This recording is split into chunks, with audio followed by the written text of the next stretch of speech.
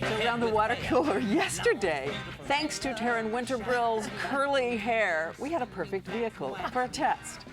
Nobody knew they were looking at the same girl, believe it or not, but she tested our secret, even unconscious biases about curly and straight hair. And as we saw earlier, you tested it with guys. Right, definitely. By and large, always said that the straight-haired girl was the one they'd take out on a date. They did. This panel of guys. You really got dissed as a curly-haired girl. I did, yeah. It was a tough crowd, let me tell you. Even little kids dissed you and lined up when you asked them which girl was prettier and lined up absolutely for straight-haired you. Mm-hmm. But the thing that really intrigued me was when you went in to get jobs, they liked the curly-haired you. And why was that? I think it was a psychologist weighed in. I think I was more myself. I'm most comfortable with curly hair. So and you were projecting something you didn't know you were projecting. Right. I think with the straight hair, I was sort of overcompensating, trying to act like the person I was expected, expected to act like in the room. So for me, I think that's what happened. And they rated you better on intelligence and confidence and all those sort of things. Spark. This is a girl you want to have around. You've kept the straight hair. I know. That said, I'm still giving it's a little wavy today. Well, as we said, we got lots of emails. You all really reacted out there. And I liked the one particularly that said, do we have to all look alike? Is that the message of this? You got to all look like the straight-haired girls?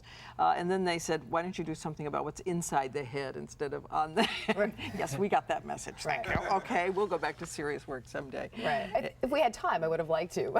This was just sort of an unscientific, for me at least, it strikes a chord. People are, whenever I wear it straight, I get completely treated differently, and I just thought it'd be fun to see what other people thought. In fairness, you really did make the point about intelligence, and that when you were curly-haired with the employers, that you were more effusive about who you were, and you made your point strong because you were confident about who you are, and I think that's what it's really about. Right? Someone else also raised something that I think is really valid, which is the ethnic differences. We did all of our panels, I think all with white people, right? So, Caucasian is different than the way other people see straight hair, curly hair. Yeah, the kids, we had a little more diversity. Definitely think there should have been a little more diversity on the panel because maybe they would have appreciated my hair more. We do it again. Let's just do it again. That was a tough I don't think you can take the beating.